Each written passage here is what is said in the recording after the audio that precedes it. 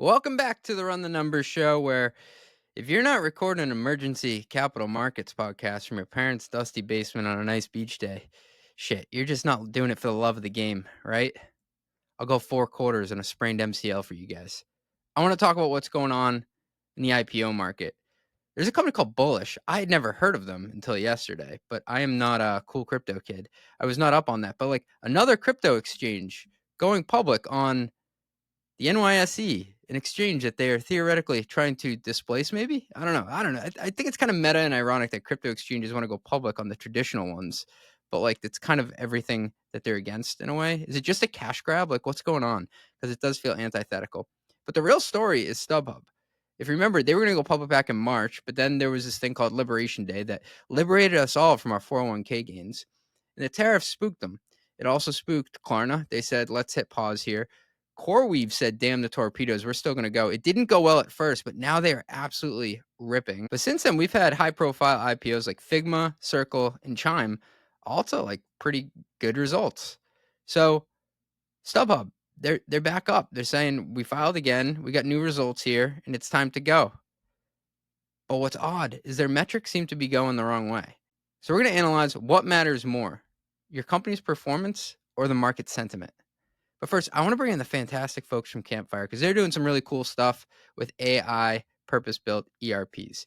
Campfire, take it away. I hate to break it to you, but you've been lied to. We've all used legacy ERPs that make it seem common to have painful migrations, endless consulting fees that break the bank, and even after you're live, getting simple answers still means hours in spreadsheets. Yeah, try getting to ARR in QuickBooks. Not going to happen. Campfire fixes that. It's the AI-first ERP built for modern finance and accounting teams. It's helping mid-market and enterprise teams close faster, unlock insights instantly in the ERP, and scale smarter without the additional headcount. And get this, I use Campfire myself. Your boy, drinking his own champagne here. And it's been a game changer for mostly media.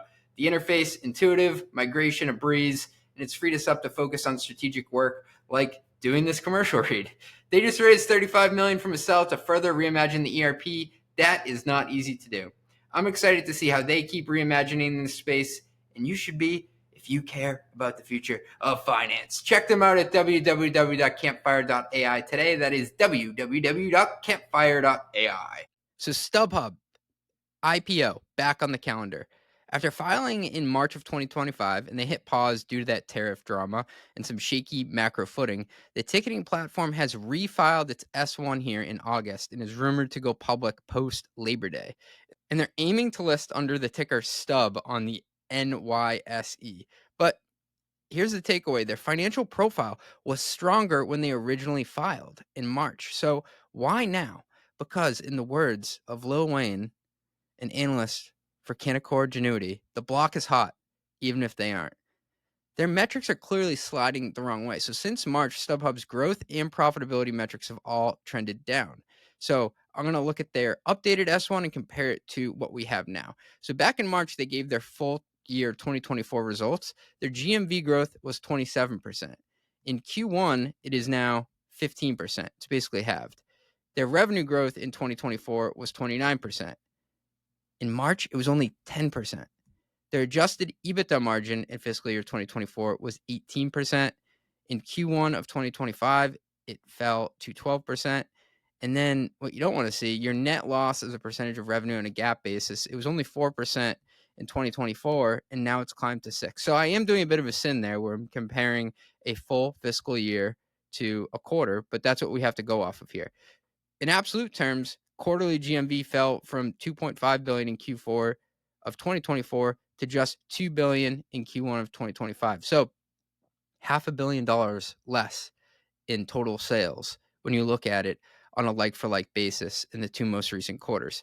And if you look at revenue growth on a quarterly basis, comparing like-for-like periods, it decelerated from 60%, holy crap, to just 10%. So Q4 of 2024, they were absolutely ripping like a banshee. They were 60% year-on-year growth. Q1, my goodness, only 10%. And then at the bottom of the P&L, like I said, net losses are widening and adjusted EBITDA margins have dropped 6 percentage points. So in short, they're launching into what looks like their worst quarter from a seasonality and performance standpoint. But nonetheless, IPO window is open, baby. Crypto exchanges, they're ripping.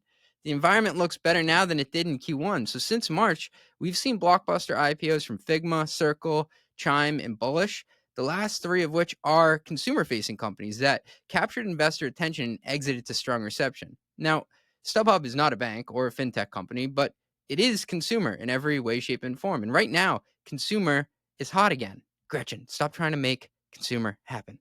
So, what matters more?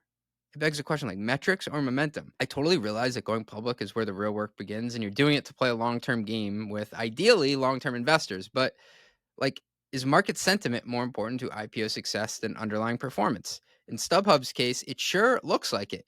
They arguably could have launched with a cleaner story earlier this year, but they're choosing to go now when valuations are rising and investor demand is back. It's a reminder to all of us that in public markets, performance isn't everything. Timing matters a whole lot.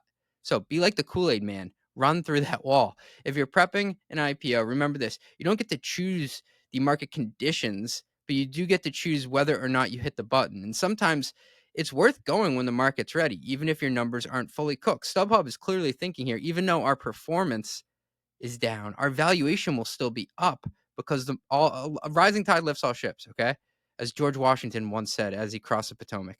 StubHub's move reinforces a broad trend. It's better to go when the market is hot and make it up in volume or tickets. You got to sell a lot of tickets. Catch y'all next week. Appreciate you hanging with me.